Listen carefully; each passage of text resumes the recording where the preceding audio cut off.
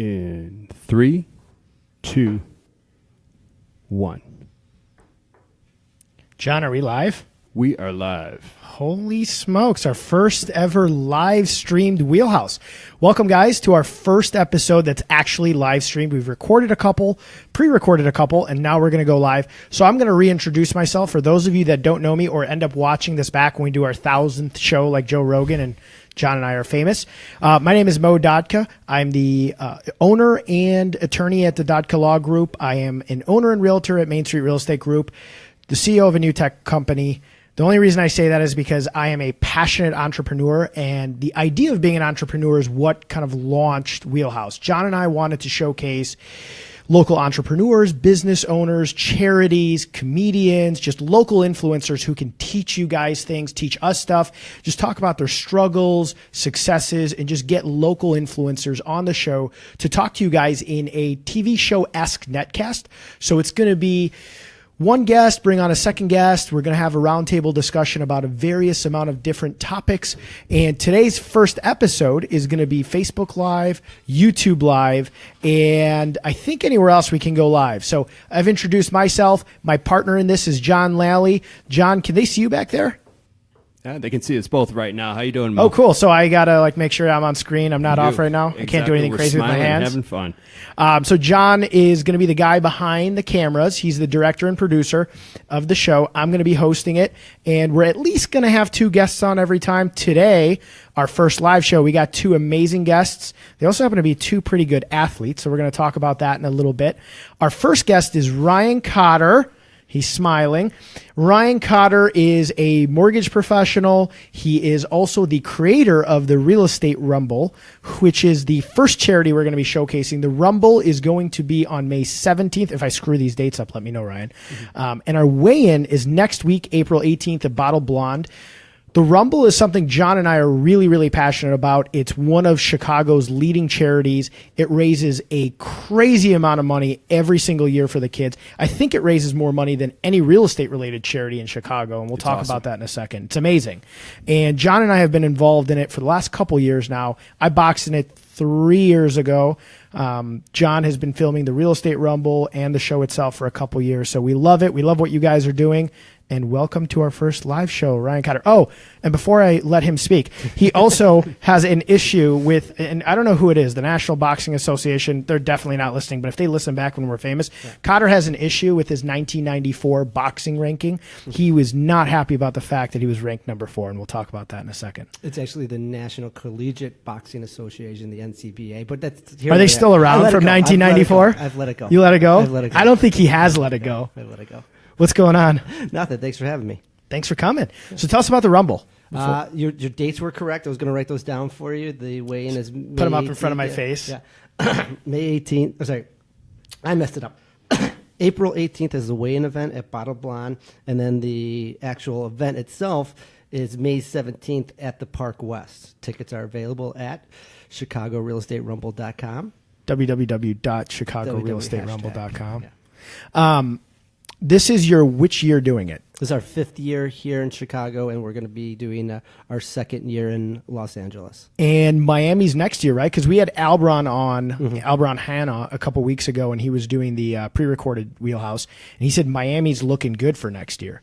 Yeah, we've actually had a bunch of interests in Boston, Minneapolis, Albron's down in Miami. So there'll definitely be another city next year for sure. Which one it is, we'll just see how it goes. Albron will just up and move to wherever the heck you want him to go to set up. I don't think he'll move to Boston, though. No. He'll go back to Vegas, maybe. He'll go someplace warm. We've talked about Vegas, yeah. Maybe Austin, someplace warm. But he's not. If you send him up and cold, Northeast, he's like, it's not going to work for him. No, maybe New York. Maybe. New York's probably. We have a lot of interest in New York as well, and there's my micro and macro plan for the charity event is to have one in every city that didn't have a championship in Las Vegas. So it's about a 5-year goal. So how we get there is going to be kind of interesting. New York has a lot of charity boxing events already. So it may be one of those that are on or off the table, or we partner up with one of their charity events and basically form that. That's why I formed the the National Real Estate Boxing Association to be like an umbrella over this. So if somebody else is, duplicating what I'm doing someplace else, like Canada. Yeah, we heard there's hey, if you're listening, Canada, who's trying to rip off the Chicago Real Estate Rumble, Ryan Cotter knows you're trying to rip him off, and he's coming up to Canada. Yeah, you Canadians. But yeah, that's awesome. And I know last year you guys raised almost $100,000 for charity, which is incredible because I've done a couple charity events here in Chicago, and they've been successful real estate related ones. But it's really difficult in one night to come up with that much money. Where does the money go, and how have you guys gone from kind of the new kids on the block to now obviously raising almost six figures in a single night? Yeah, no, it's been awesome, and we've experienced like exponential growth every year. This year we're incorporating the formation of a board, because it's really just been me and Elbron and Greg at sometimes chipping in and getting and you guys, a lot of volunteer work that it came from our first year. We raised $5,000. It's crazy. And now, again, six figures in multiple cities. We need to get more focused on it, and that's what we're doing. We've got a lot of people like yourself involved. So it's been fun, and it's been, I wouldn't say super easy, but it's definitely been it's been fun. That's all I could say. I'm like, I've made great friends. The people that have participated in it, from the people that fought to the people that volunteered. They've become friends. Yourself, Elbron. Oh, my buddy, my friend. We just looking at pictures of you, holding the mitts for my little boy. Yeah, he's adorable. Yeah, so it's been awesome. I mean, I use the term socialpreneur, right? Yeah. And I think everybody needs to incorporate that into their life as a part of giving back. If you feel like you're blessed, if you're grateful, the attitude of gratitude, right? Do something that you enjoy. It won't seem like work, and you'll be able to give back to the community. Boxing's always been that for me, and talking smack to real estate agents. So combine the two, voila. Perfect.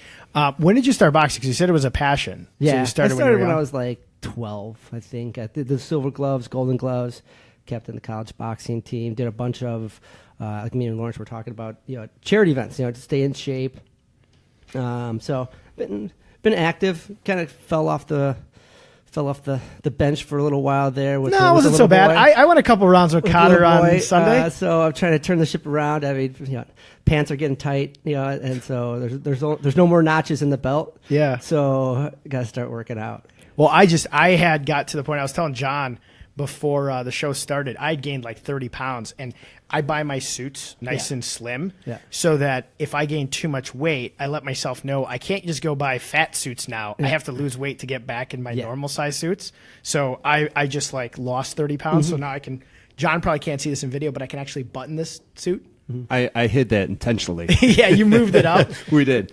I'm the same way. Like when it comes to like, that's my trigger. Like, I'm not buying pants that are a larger size than the ones I'm not getting new pants. Yeah. So, you're almost tight. There, right? Yeah. Well, you shouldn't have a Mexican buffet like you had on Sunday. So Ryan came in to high-five. I didn't think I was going to spar. I was just coming there to move around. Jump rope. Yeah. I didn't think I was going to spar a big guy either. Yeah. I got there. I was looking for a guy who was 155 pounds, and then Coach Quick was like, he didn't show up. You want to move around 40% speed with a guy who's 255 pounds? I was like, yeah, for 40% speed, I got a bad back. And he hits like a Mack truck, and then you came, and I was like, thank God, somebody close to my size. Before that, went to brunch and crushed a Mexican buffet and 2 margaritas.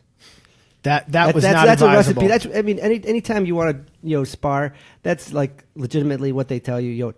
Do not do this. Don't eat a Mexican buffet before you spar. So tell me, when did you get into lending? How did you get into the lending side of the world? I'd always wanted to own property, and an internship in college introduced me to the lending aspect. And then the light just went off. I was like, I want to borrow a lot of money. Why don't I just borrow it from myself? So got a job working for a small financial institution, helped pay my way through college and all the fun stuff associated with it. And then I actually finished school early, or I should say that I left school one semester early so that I can just start working. When I talked my employer into letting me take classes at night just to get the degree, because I wanted to get to work right away. I just I wanted to buy property. I wanted to buy real estate. So That's awesome. yeah, it's fun. And you didn't mention it, but you told us off air you were a cowboy at one point. Yes. So this is real? You actually Yes. were a cowboy? You rode the horses? I've had just a bunch of different jobs, and in college I used to take semesters off. College was not a race for me; it was a series of baby steps, right? Okay. So I would go to school for a semester, usually the spring semester, because that's when the boxing would take place. But then I'd take time off and I'd go do fun jobs. So I was a cowboy for 1 year. I worked in all kinds of resort towns. That's awesome. I was a ski bum.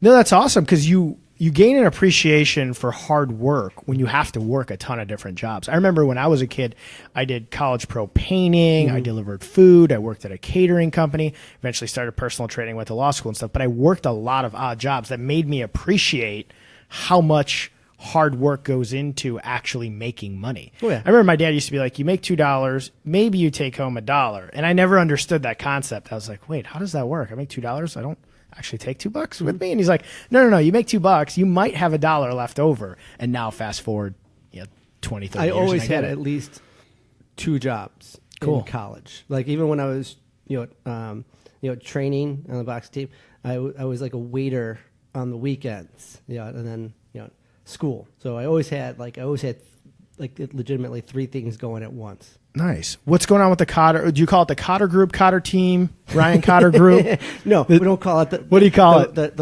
Ryan law Cotter group. company. What The do you law call it? The with group. one person. Yeah, that was me.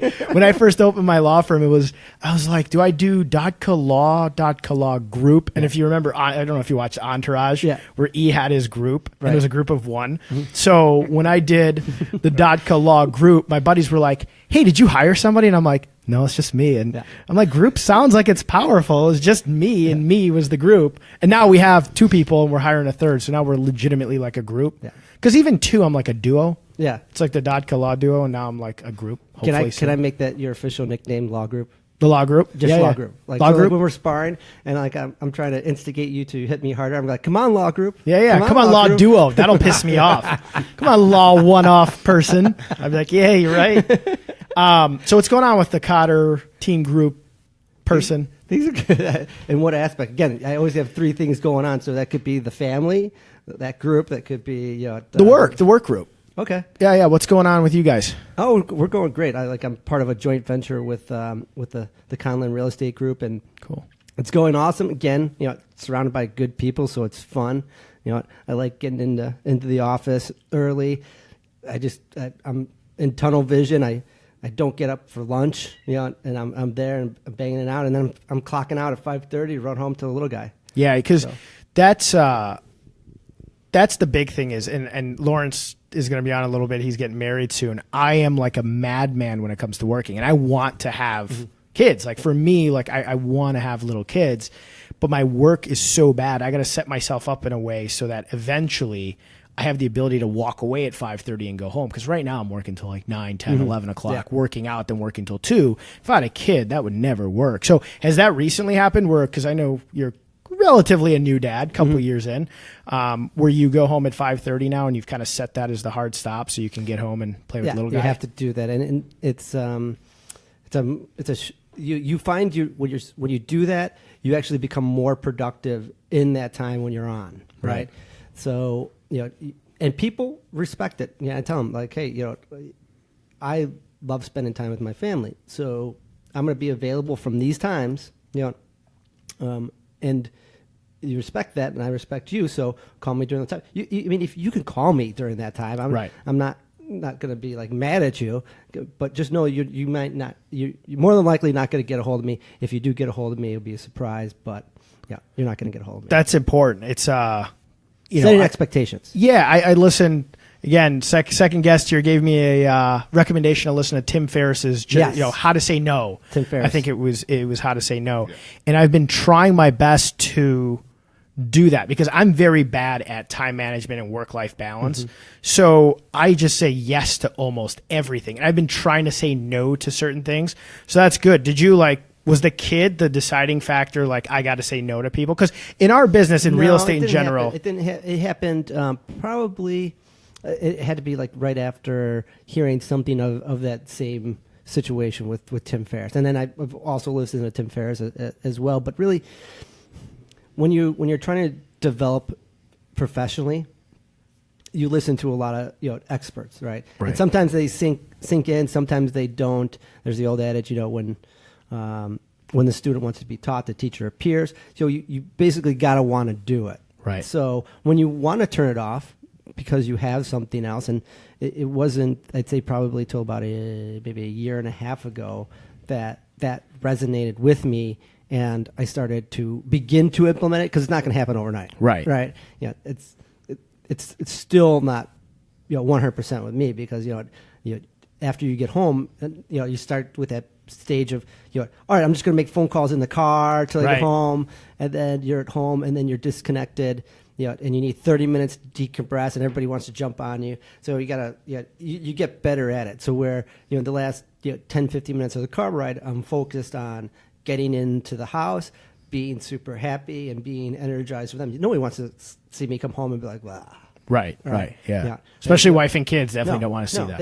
They don't have that type of energy. They want dad coming in smiling, happy, which that's what I am. But you gotta cut it out at a certain point so that you can focus your energy on the next task at hand. Yeah, that's the toughest thing for me, is just separating work from life, because I always let it spill over at home for me. So not in a sense that I come home just like angry, but we're in the type of business where everybody wants you right when they want you. And it's tough to just always be present with people at home, because everybody's messaging you and I need help, I need this. Everybody's deal is the most important deal to them in that moment in time, and they expect you to have that level of care for every deal.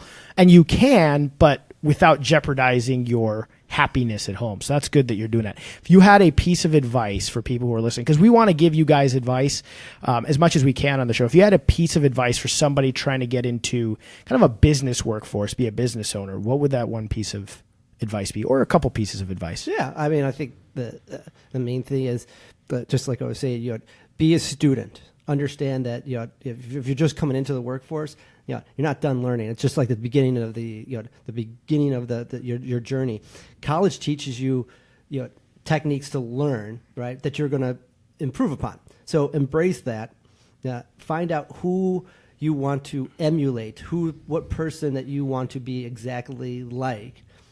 Find out what they did, do the exact same thing, get a mentor, and there's probably a huge percentage chance, 90, 95 plus, that you'll achieve it if you did exactly what that person did. Like I say all the time, like you want to be Donald Trump?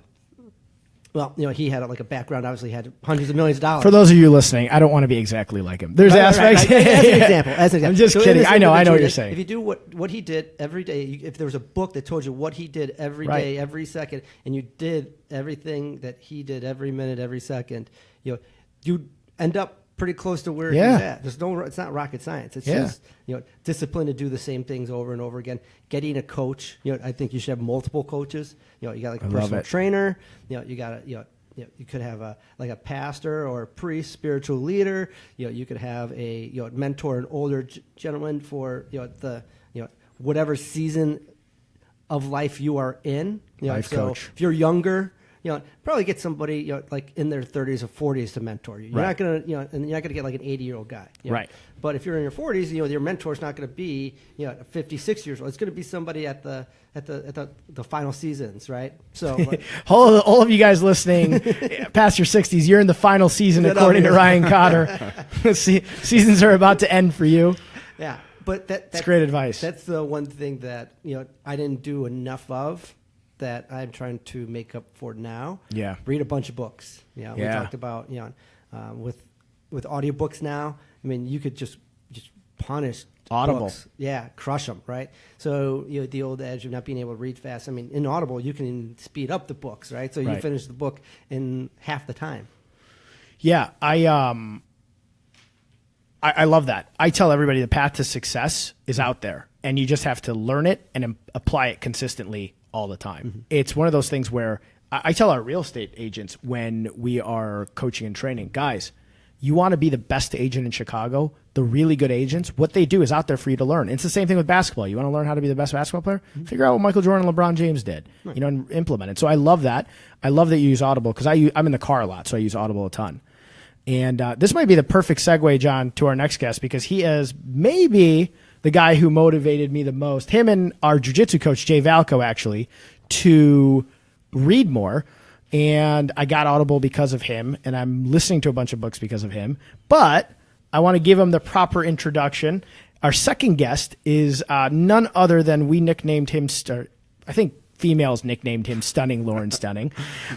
He happens to be... He named himself. Yeah, no, he's about as humble as it gets. Definitely not true. He's one of my closest buddies and a guy I look up to very, very much. He's like a big brother to me. He also happens to be my friend with the best work-life balance. And we were just talking about that, me and Ryan, and you're going to have a lot of great say on this. And he's just done a really incredible job of being super successful, retiring himself and living a life he wanted to live and coming back to the workforce and again becoming super successful in his second or third career. And just want to hear what he has to say about it. What's up, buddy? Stunning. Hey. I'm honored to be here, the first live show. Thanks, buddy. We're honored to have you. He's always dressed casually in his Washington, D.C. jiu-jitsu shirt. I think the key to success is, as Joe Rogan says, not being forced to be in a monkey suit, uncomfy. You should better be a bit more casual. But I'm taking my jacket off right now. John's like, now I'm switching off. I will put camera. a collar on if I'm taking a guy out who's buying $1 million condo. But apart from that, it's reluctant. So you $500,000 buyers, you will see jiu-jitsu Lauren Stunning, not the collar Lauren Stunning. This is true. So everybody can tell you're British already because we heard the accent. When did you come to the U.S.? I actually don't think I even know that. So I got a job out of college trading, and I think I was in the office in London for a week, and they said, hey, we have an office in Amsterdam. Do you want to go? And I said, I'd love to. I think when you're young, it's the time to travel. So I went to Amsterdam for 1 year, and then they had an option to come to New York, to Chicago. And I thought, great. When you're young, it's the time to travel before you have roots. So I came to Chicago. I was here 6 months. This is 2003, I think, 2002, 2003. And then they sent me to New York for a few months on Wall Street. And then they said, hey, do you want to stay in New York? And I said, no way. I was here in the summer. So I was like, they put me up in Streeterville, a beautiful corner 2-bedroom. And they said, do you want to stay in New York? I was like, that's okay. Come back to Chicago, and I've been here ever since. So. Well, because you came in the summer, because Chicago is beautiful in the summer. I arrived June 1st, so yeah. The perfect time. Perfect time for a single young British guy to be roaming the streets of Chicago, Illinois. Life could be worse. Yeah. Well, Lawrence and I met in our building. We were walking dogs, and we met in the building. So I'm glad you went to Streeterville, because I've learned a lot from you. Trading. How did that go from starting off in Chicago to you ended up owning your own trading company, right? So with trading, I remember you're on your own. They put you in a pit. You have your own position. You know exactly if you're doing well or if you're not doing well. So I think my first full year trading, I think I made $1 million. And my company said, hey, here's 100,000. And my brother, I was young. My brother was like, oh, that's amazing. You made 100,000. I'm like, no, bro, I made $1 million. They took 90%. I kept 10%. Like, for what? Like, they didn't. And not only did they not do anything, they would actually handicap me. Like, if I had a position where I'm long something and the market's exploding and I can sell it for a profit, my boss, who was a terrible trader, but he was the boss, he would always sell the low levels. And then he would tell me, oh, you can't sell anything. And then, of course, when prices were collapsing, he'd be like, okay, now you can sell. I'm like, it's too late. I missed my window. So I made that money being handicapped by a terrible boss, So after that, my friend and an older guy from Europe as well, he came over with me. He said, why don't we start our own company? Why are we working for these people? They're taking 90% of our money. And so, so I called my dad. I said, Dad, can I borrow $250,000, buy some trading seats, and set up a company? And I said, if it doesn't work out, I lose all your money. I'm going to get a corporate job, and I'll work really hard. I'll pay you back. But luckily, he's a great dad. He trusted me. He lent me the money, and I did very well, and I paid him back, several times. Several times over. That's awesome. Exactly. And I've met Lawrence's dad. If you think, for those of you that know Lawrence, he is a athletic marvel and climbs mountains and does all that stuff, and we'll talk about that. His dad is like 2 times the athletic marvel of him, because your dad actually still climbs mountains and bikes across countries and stuff, right? He's incredible, yeah. So I'm about to turn 39. He's 30 years older, so he's just turned 69, and he just got back last summer. He did a 3-month trip across the Pyrenees Mountains between France and Spain, and he sent me a picture when he arrived, and he was just skin and bones. You know, he just carried what he could, and he loves just being out there in the elements and just pushing himself and exploring. And he's my, like, you know, we talked earlier, you guys were talking about mentors, and I think that, you know, you definitely need to have different type of mentors, right? So when I was an amateur boxer, I wanted to box like, I used to watch Mike Tyson videos. Like, I want to box like Mike Tyson, but, you know, I didn't want to have, I wanted to have the ethics of maybe the Dalai Lama. He's someone to look up to. He's so moral, you know. So I think for every area of your life, you should have your mentor. So I think for real estate, Mo is my mentor. You know, he's my good friend. He's been in the business longer than me. You know, I learned so much from him. And then, you know, maybe from a lifestyle perspective, someone like Joe Rogan, he's always followed his own dreams. He's followed his own path. He's kind of created a life out of the life that he wanted. And my dad's the same. I look up to him because he's on paper very wealthy. He has assets, and he's always been very smart with his money. But he does what he loves, you know. And a lot of stuff he loves doesn't really require much money to put a backpack on and go around the world.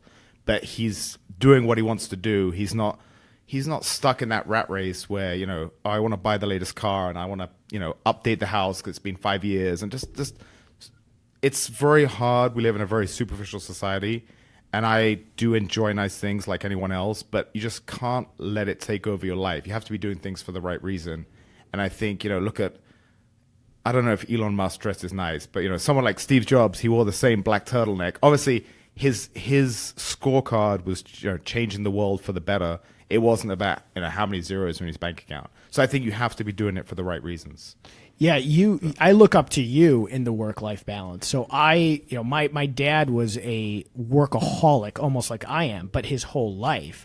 And I look up to you because I see you kicking butt, doing really well financially, but then knowing when to pause and then take a break. Because you, like, taking a real big step back, you retired yourself in your early 30s and went on and became a professional fighter, which is pretty awesome.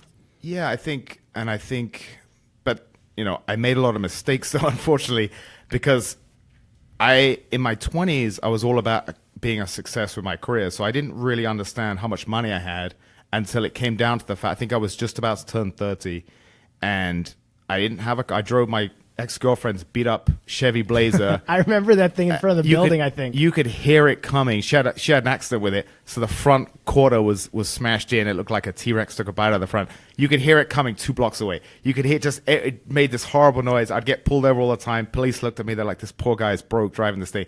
It was awesome. So I lived in the same condo that I bought the very first year. I first got a bonus. I bought my condo. Then I drove her car. You know, I dressed very casually. I didn't spend any money. I was making all this money. You know, I would travel, I guess. I would try to enjoy it a little bit, but I wasn't really thinking about it. And then I was just about to turn 30, and I thought, man, I'm actually, you know, I've got a few $1 million. I didn't even realize it was all kind of tied up in my business, in the trading business.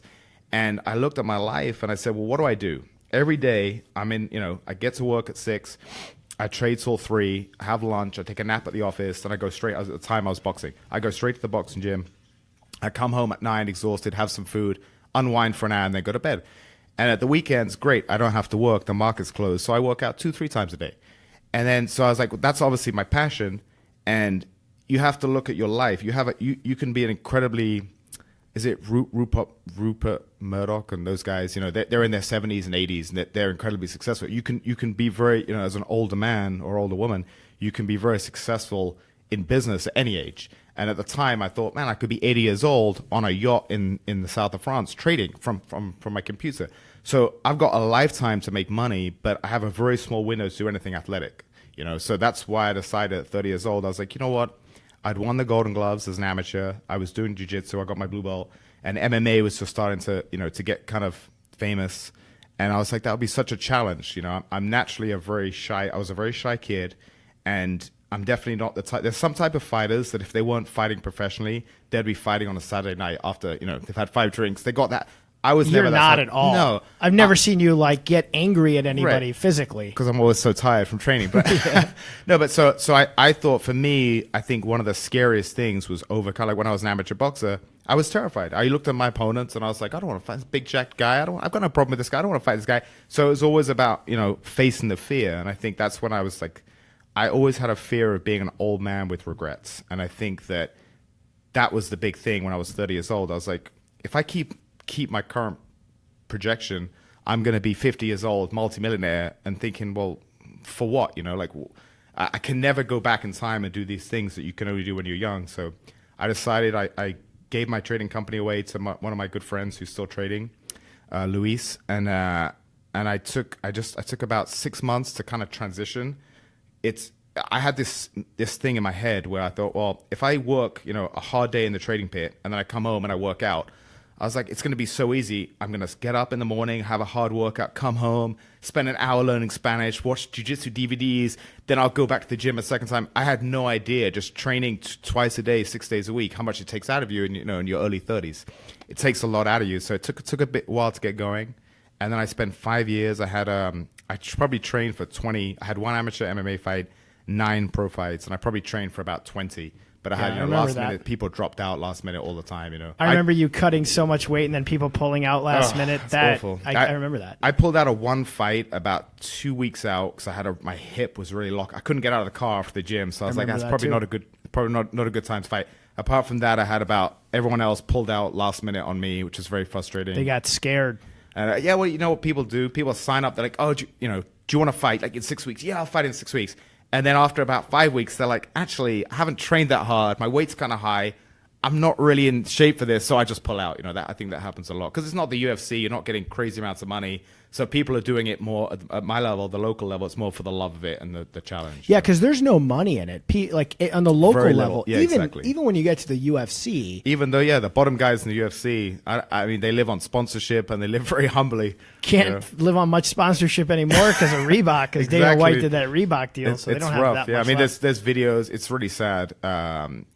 Coleman, who won the UFC title, he won the Pride Grand Prix. There was a thing where he was selling his Pride trophy. That's on so eBay, sad. Yeah, that's like heartbreaking to a guy who dedicated his whole life like a pioneer has to sell his trophy to make ends meet. It's really sad. And there's so many guys back there. Gary Goodridge has brain trauma now. He's not doing very good, and all these people that they gave their health and their life up, and they got very little compensation. Now the top guys are making a lot of money, but you have to be the top 2 or 3 in your weight class to really make any money. That's what I was more worried about, because being your close friend, you had boxed for a long time, and then you were fighting pro MMA, so sparring rounds, all that stuff. And you're a smart guy who reads a lot, and we haven't touched on that yet, but you've written, a book for yourself, all these things.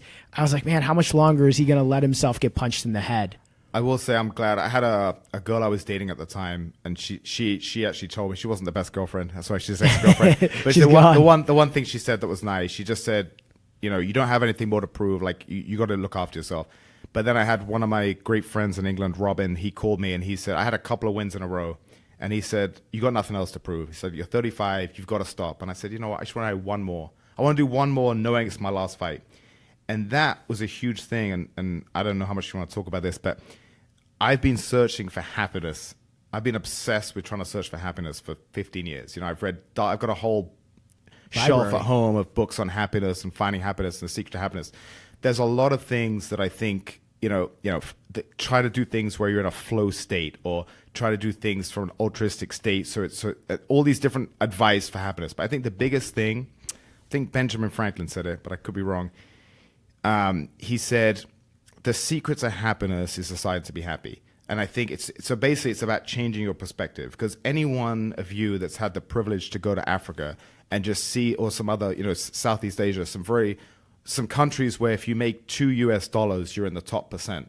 It's like that, or like Mo and I'm famous for venting to you, and we vent to each other at like 1 or 2 in the morning. Yeah, we vent, we get frustrated with things, and all you have to do is take a step back and reframe it from a perspective where people would love to have my problems. And yeah, it doesn't help because they're still your problems, but by reframing it and just changing your perspective. I agree. And I think, and that was my last, I remember a couple of fights before that. I remember distinctly looking up at my opponent, big jack guy, tattooed up. I looked at him and I thought, I got no problem with this guy. I don't want to fight this guy. The opposite of how you feel when you have a road rage incident and you want to get out of your car and kill somebody.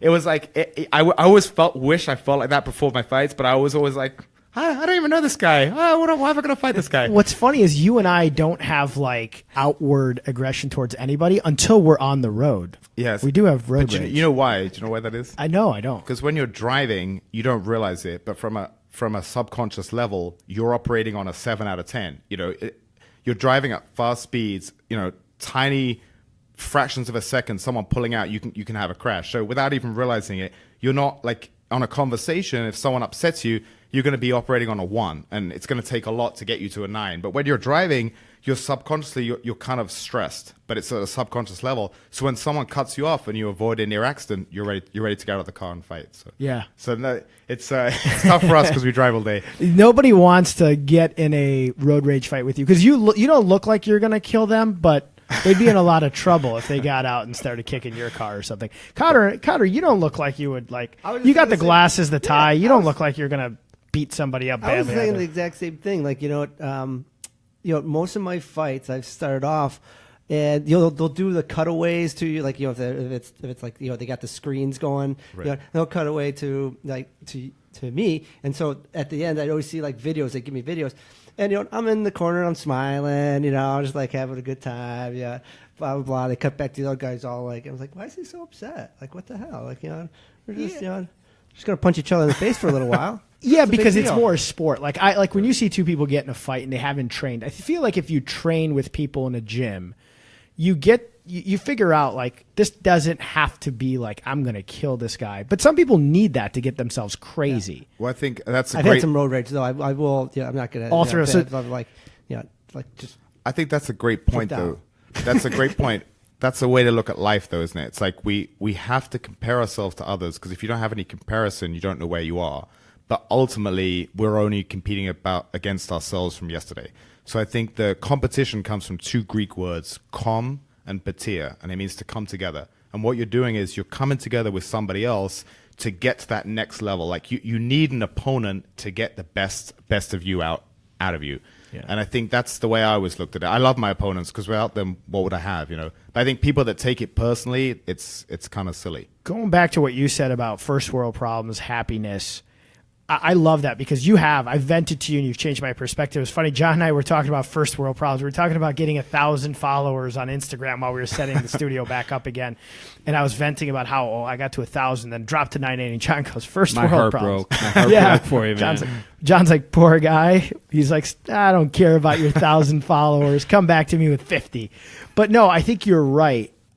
It's my perspective has shifted a lot because of you. I take a step back a lot and I think about, wow, I really don't have that much to complain about. And yes, like when you've had a bad day, you're going to feel like, oh man, this day, was a tough day on me.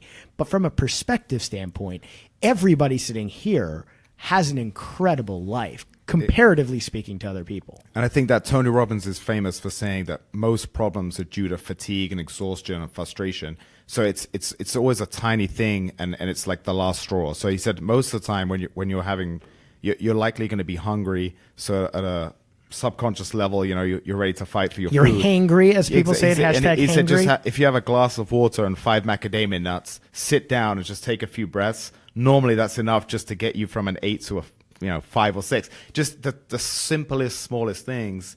That definitely helps. But I mean, we're in a very funny business where you used to vent to me about your problems before I was in real estate. And I didn't appreciate them until I have them. People can be very selfish, and I've met some of my clients have actually become good friends, and a lot of my friends are my clients. So there's a lot of crossover. But unfortunately, people like you guys were talking about earlier, their problem is their only problem. But if you have 20 clients with problems, you have 20 problems. So their problem might be number 7 on your list of priorities, and they don't really see that. And also, a lot of people, I have some clients sometimes where I'll be at the gym for an hour, and I just leave my phone on the side and I'll get back and the same guy has left me 4 voicemails, sent me 5 texts and 2 emails. And it's like, bro, like just wait, we've become so impatient and that's just, and and the other thing is, I don't mind. I'm a late person. So Mo and I often talk, we work late. I start late. If I work till 2 in the morning, I'm not going to turn my phone on until 9 or 10. That's just the way, I need a break. And I'll get these guys leaving me 5 voicemails at 7, which is fine. They're a morning person. But the same guys calling me at 11:30, 12 at night. And it's like, have some respect for my time. And I think that's something with you. You're so nice. You have 50 agents at the company. And I think that if I'm going to give you some constructive criticism, I'll take it. You have to be better about telling people like, hey, listen, I'm going to help you, but it is Sunday night. Just make them, because I think a lot of they don't realize, like you said, like hey, Main Street agents, before Lawrence finishes, listen to this. He's about to give all of you guys some advice too. Yeah, it's like you said, you have a new agent. He's real excited. He has a guy that's buying a $400,000 place. He's going to get a $10,000 commission check. He's nervous, right? But it's like they need to respect that you're a human. You're incredibly busy, and you're a great guy. So you find it hard to say no. Respect your time. Don't text you after 9 o'clock at night. Don't text Mo. Wait till the morning. Because he needs. Wow, he needs I some like time. this. He needs some time to himself. So I think a big thing is you have to set boundaries. And I think one thing that I learned from reading about real estate when I first got in the business, and I love this, they said you have to teach people what to expect. So if I have to see if I see a doctor, I just got elbow surgery. I have to get elbow surgery on the other elbow, take some bone chips out. I'm not going to call my surgeon at 10 o'clock at night. I'm going to wait off business hours. I'm going to call him at 10 o'clock in the morning when his office is open. And I think, our business is not quite the same. So we do have to be somewhat flexible if it's a urgent thing. If your client wants to put an offer in a multiple offer situation, yes, it's on a Sunday afternoon. Yeah, you've got to get it in. Not just because it's a Sunday, it doesn't matter. So, but to a large degree, you can have people respect your time. And Ryan, I'm not a dad yet. Ryan's a dad. I think it's very important for us not to be resentful of the people we're working with, for your long-term sanity. I think anything with success, it's a marathon, not a sprint. So in order to have that longevity, you have to give yourself the personal time. And I think that's something that I've been good at before, but I just moved last week and I was trying to buy an investment property before, and I've been working way too much the last 3-4 months, and I feel very burnt out. And I'm not in a good place because my work-life balance has swung too far the other way. So I think it's very important. Like if you're a work-hard kind of guy, you have to be a play-hard guy and give yourself some natural breaks too. So now that you just said you worked really hard and you're tired, what's the play hard? Where are you going? Because Lawrence travels a lot. And then you can pack Ryan and I into your suitcase. We're not that big and take us with you. John might fit in a suitcase, maybe not. But we'll take John I'm too. I'm losing weight too. That's on my list of things to do tonight. Book some tickets for my fiance. So we're going to go to Dallas. I'm going to do a tournament in Dallas, and then she has one of her good friends there who's very successful, and he has a beautiful, beautiful place. So we're going to go there I'm going to compete, and then we'll spend a few days enjoying some warm Texan weather. And then I think 2 weeks after, I'm going to compete in Nevada, and then either stay there and relax in the sun. I need some sun. It's been a long winter, or we'll go to Hawaii for a week after. So. You love Hawaii. That's like your spot, huh? I do love Hawaii. I've never been to Hawaii. Have you been to Hawaii, Cotter? Quiet, peaceful. I've only seen pictures. You only seen pictures? Yeah. It's very, very, I am now kind of more of a early morning, go to bed early type of individual. You're getting old. Yeah, sure. You know it. But I used to be the exact opposite. Like there's an old phrase, you're a rock star if you come home at 5:30 in the morning, and you're a rock star if you're leaving the house at 5:30 in the morning. I've been both, right? I've been the guy coming home late. Me and the missus, when we first started dating, we would go out 8 nights a week. We had a blast. But now I'm the morning person. So Hawaii never appealed to me because it's such of a I think I heard the bars they shut down at 8 o'clock. I was like, I can't go there. But now you're due. Now I can. I want to go. I have to go. You know what I might do is maybe not this trip. So Jamie, if you're listening, we're not going with Lawrence in 3 weeks.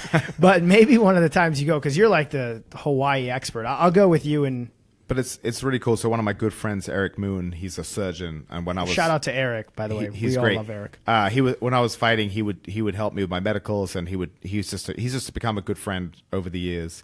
And he's from Hawaii, and he started jiu-jitsu actually 20 years ago. He's very humble, but he doesn't really talk about it. He had some MMA fights back in the day when it was style versus style. So he submitted a few guys. And he knows everybody, so he knows everyone in the jiu-jitsu world. So all the guys that he started off with, out of the 20 guys, maybe 10 or 12 of them were all black belts to have schools around the Hawaiian Islands. So I go there, and sometimes I like to take a break. I'll arrive in Hawaii. I'll see on Facebook he's tagging me. He'll message all the guys who have schools on the island. He's like, "Hey, my boy Lawrence is there. Show him some love." So I get these gym owners like, "Hey, come by," and then I feel obliged to come by. So it was actually really cool last time I was there. one of the guys just had knee surgery, and he said, hey, you're on an island, so you don't have, he said, my guys don't have too much access to all these high-level guys, and I've had knee surgery. He's like, can you come and teach a seminar and show some of your favorite techniques? And it was so cool. You feel like you're part of the community. Yeah. And so I feel like Hawaii is my third home after awesome. England and Chicago. So Do you find like when you're there, like that's, I mean, you become a local. Exactly right. They took me under their wing, and I have a few good Hawaiian friends here, and one of my good friends always said, he's like, hey bro, you're Hawaiian. You're an honorary Hawaiian. So I love the attitude there. They have a very martial spirit. You know, they're very famous for just loving to fight. They have that BJ Penn style, like just scrap. But they know how to relax and enjoy life too. So I love Hawaiian people. Love the culture. I'm a local, like in Cancun, Mexico, because I've gone so many times. I just get there and they're like, hola, Senor Dadkhah is here. And I'm like, I'm back. Mexico is one of my favorite too, just like more of the Caribbean side. I like, again, the going and becoming a local type mentality. Yeah. Going to different places, not the tourist place. I used to work in Cancun. Really? Were you like the shop boy at Coco Bongo? I was. Because you were like a cowboy. That's where he was a cowboy, John. He had a cowboy hat on in Cancun, Mexico, and he would go around. He was like the gringo guy with the cowboy hat. Ryan Cotter looks amazing at Daisy Duke. Yeah, we figured it out. I was. My friend owned a travel company, and so one of those jobs that I would take off, and go, just hang out was I was a travel supervisor in Cancun, Mazatlan, Acapulco, Stapa, basically every major resort town. Wow. So I love Cancun, and I love Cancun. I love Mexico in general. Me too. So it's one of my favorite places to go. You worked a lot of jobs. A lot of jobs. So, Lawrence, one piece of advice, because you've reinvented yourself, or a couple pieces of advice. You've reinvented yourself a couple times. You've gone from very successful trader to, professionally fighting, which was a profession. That was not, hey, I retired and just didn't do anything and just, effed off. You actually went and took that as a profession. You were very successful and then reinvented yourself again. Any advice for somebody who's getting in business? Because it's a trend. When somebody has a successful business or is a successful business person, you can typically remove them from that business, put them somewhere else, and then they're successful again. You see so many serial business owners after they have the recipe to success. They're just continuously successful. Anything that you think, good advice for the people listening who want to be business owners who are in business and aren't as successful as you've been? Well, I think the one thing you touched on, the serial entrepreneurs that are very successful, I think that is due to work ethic in general. Like a lot of good athletes then become whatever profession they get into. If you're an NCAA wrestling champion, you have insane work ethic, so you can apply that to any other field. But I think you guys touched on it earlier. Definitely the mentorship, you have to have people to learn from. Like it's so sad in our day and age, myself included, we have so much ADD with our phones, right? So we don't have the attention span that a lot of people had, or that I used to have when I was growing up, before I had a cell phone. But I think that you have so much. If you have, if you get a good book, like for instance Nassim Taleb, Jay and I like him a lot. I like him a little more. He comes across as a tiny bit pretentious, but say he wrote a couple of famous books. I think the most famous is The Black Swan.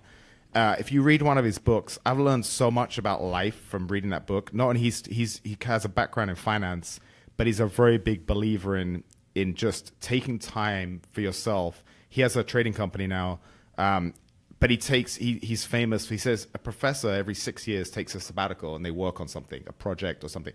He's always taking those times for himself and saying, take a step back and improve yourself. So if you want to apply that to business, what a lot of people say in real estate is a great example. You start off in real estate, you say, I want to make as much money as I can. That's 100% the wrong approach. The right approach is, I want to learn as much as I can so that I can provide service to people and I can build great relationships. And then from providing a great service and having great relationships, the money's going to come. But it's not going to come. If I start in real estate and someone starts and they just want to make money, maybe the first 6 months they'll make more than me. But in long term, who's going to be more successful? Obviously me, because I have a different approach. I think the big thing with any business is you have to know what you're doing. You have to become very good.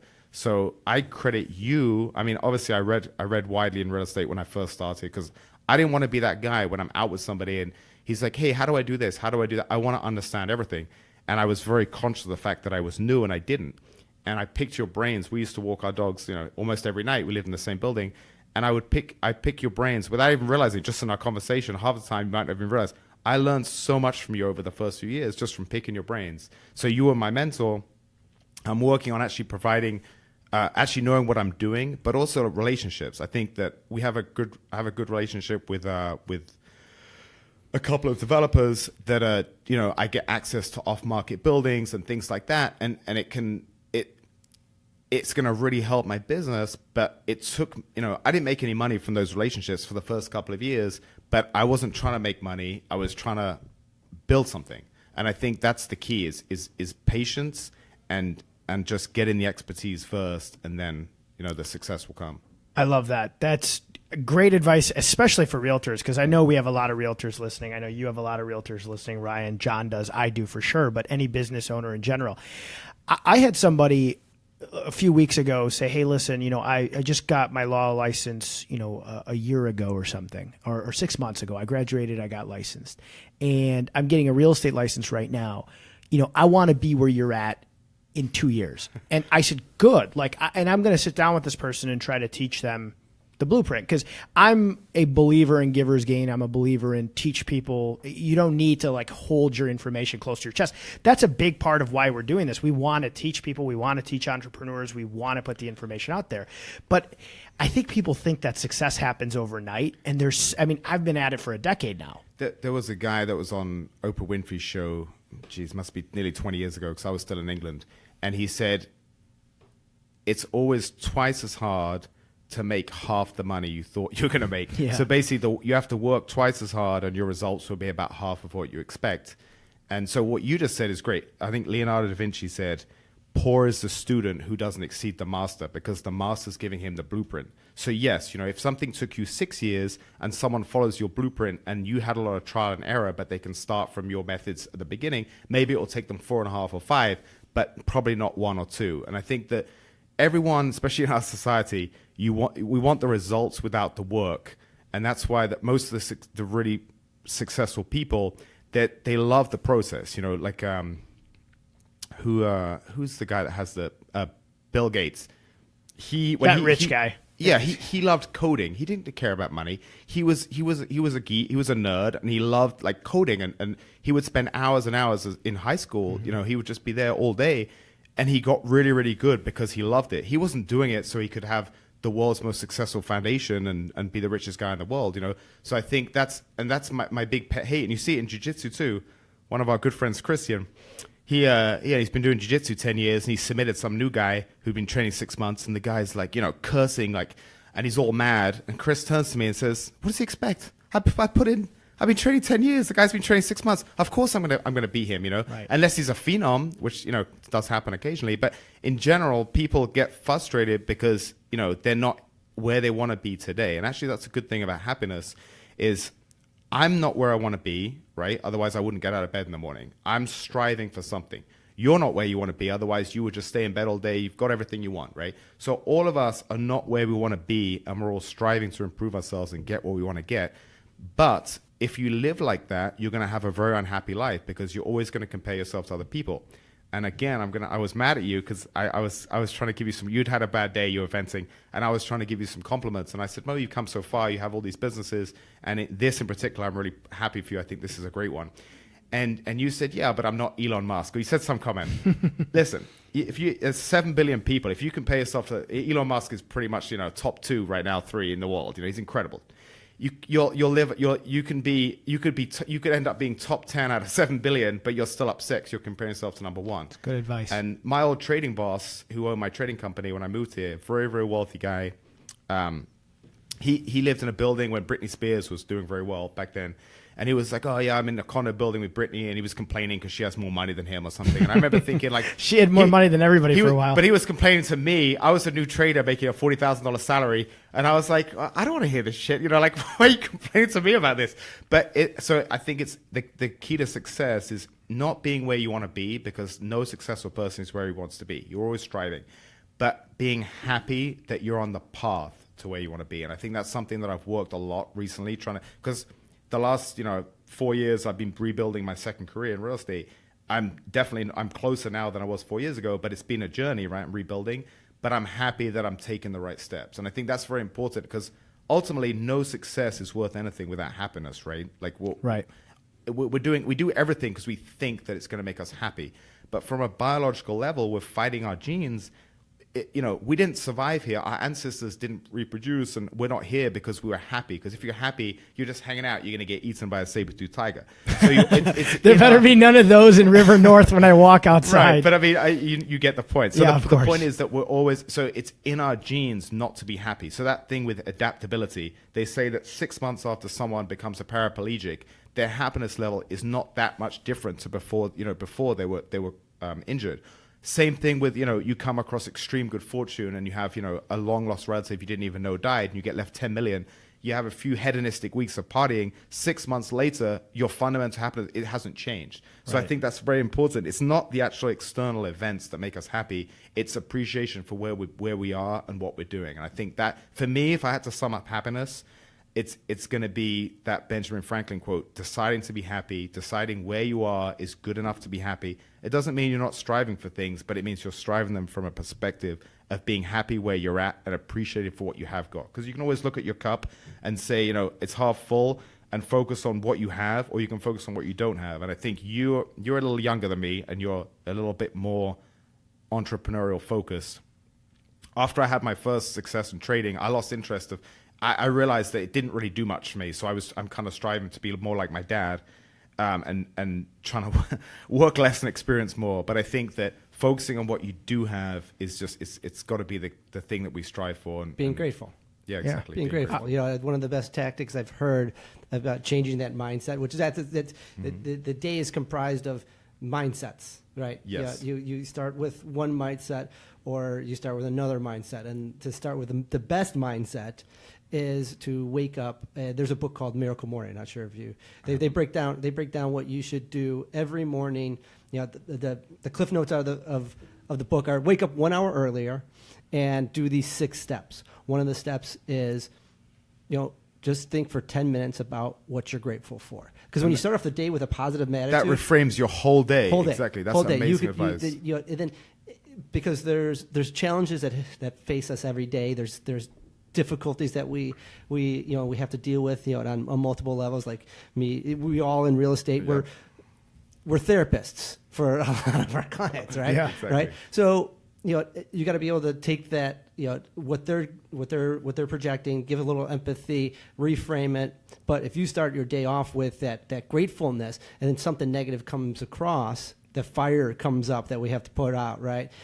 We're in a much better mindset than if you just wake up in the morning, you're like, oh man, and that's momentum is real. There's reasons that sport teams have these insane winning streaks, and you have bad losing streaks too, because momentum is real. So if you, like you said, you spend that 10 minutes reframing yourself and starting off in a positive mindset, that momentum will carry on through the day's challenges. And I think that's really great advice. That's something that I need to work on, because I normally oversleep because I was up too late the night before, and then my day starts off with, boom, 20 messages. I'm like, oh my God. Before you turn your phone off. That's what the book says, no matter what time you ever start, Yep. don't pick up your phone. Exactly. You and I should read that book. That's going to put you right in the rat race, right? 100%, and yeah. And that also focus gets on the you big picture of the day. It gets you on their schedule, not on your schedule. Exactly, yeah. Right. I love that. I first of all, you and I should both definitely read that, because I'm like you. I pick up my phone, I get stressed out in the mornings, and I start my day off. Holy smokes, I got to do all this stuff right now, and then I'm running out of the house late, and it frustrates me. This was cool, John. This was, I think they're the best two duo to have on together, because Lawrence, you've been a big part of teaching me how to be happy, and I've looked up to you a lot. And recently I've met Ryan, and I look up to both of you guys so much. And the advice you guys gave really helps not just business people, but people in general who want to figure out how to remain happy. So I love it. That was great advice for both of you guys. And both of you guys are guys, obviously, John and I want to have on the show regularly. So for those of you watching, if you loved our show, please like it, please share it, It's Facebook Live right now. We're going to get it up on YouTube. Please follow AE Wheelhouse. This is kind of exactly what we want our show to be like. We have two successful people who are going to talk about their experiences. I've learned a lot from both of you. I mean, the mentorship thing for me has been huge, and I hope people listening, you get a mentor. I feel like I failed. Several.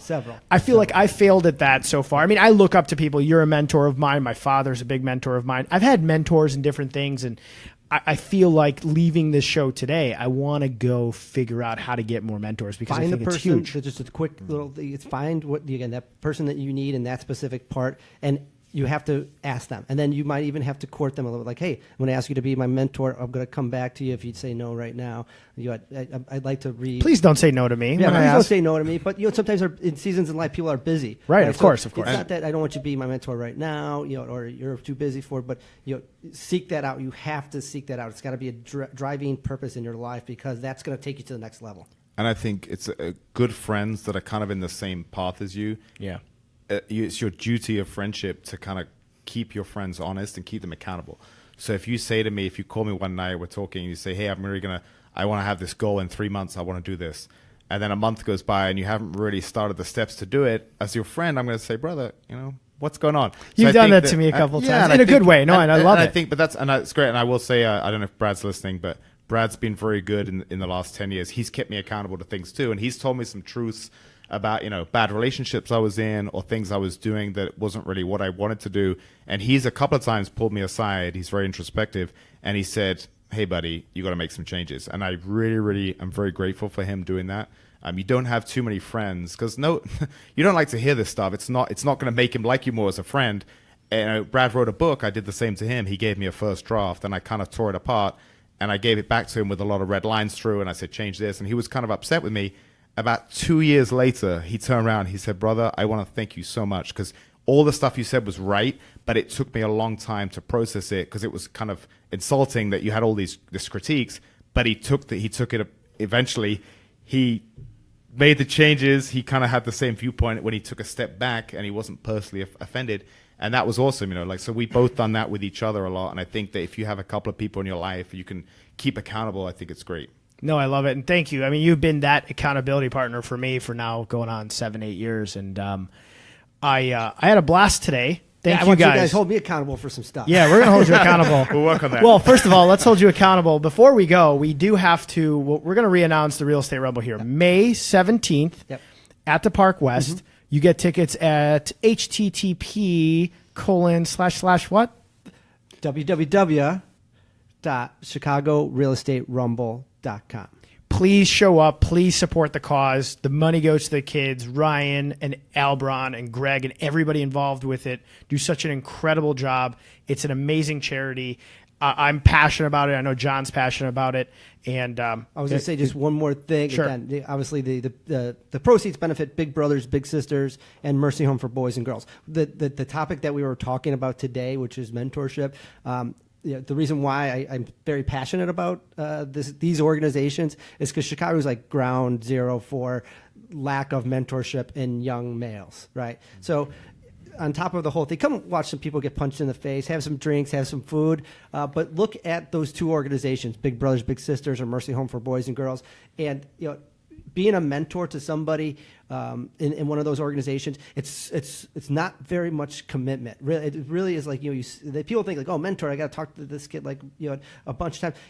They have such little mentorship in their life, and the program's designed for you really just to kind of touch base them on a small level, and then you can dive in. So it's not overwhelming to be a mentor in one of those organizations. So I just encourage everybody to look a little bit more into it because we really need it here in the city of Chicago. No, we really do. And I think it's a duty for those who are successful. I really do, to help mentor other people. I think if you are a successful person, it's obviously due to your hard work, but other people have helped. Nobody is successful on their own because of themselves. So there is a duty to give that mentorship back. If you don't, you're a terrible, terrible person. But I agree with you. And I'm Pay off it air forward. going to get your That's another information. great Yeah, book. pay it forward. Yeah. Pay it forward. And I've been very blessed to obviously have great mentors, you guys and people we spoke about. So I love that. So give back. Definitely show up to the Real Estate Rumble. If you still want to sponsor it, I know this. I'm going to add this at the end. Absolutely. Give Ryan Cotter a call and sponsor the Rumble. It's really cool. I've sponsored it from Main Street. I've sponsored it from Dadkhah Law. So May 17th. Weigh-ins next week, April 18th at Bottle Blonde. Come listen to some people talk crap, get in each other's faces a bit. Have a drink or two. Again, we will have a 50-50 raffle. All the proceeds from that as well go to Big Brothers Big Sisters. So it's just good events bringing the community together. I love it. Guys, thank you for tuning into our first ever live Wheelhouse. John and I are excited to be doing this every single week, 3 o'clock on Wednesdays, Central Time. We're going to be hosting charities, entrepreneurs, business owners, influencers, boxers, MMA folks, these guys. I love it. Thanks, guys. I hope the feed was great. John and I have been working really hard in the studio to get this thing airing perfectly for you guys, and I can't wait to see you guys next week. Thanks again, guys, and tune in. 3, 2, 1.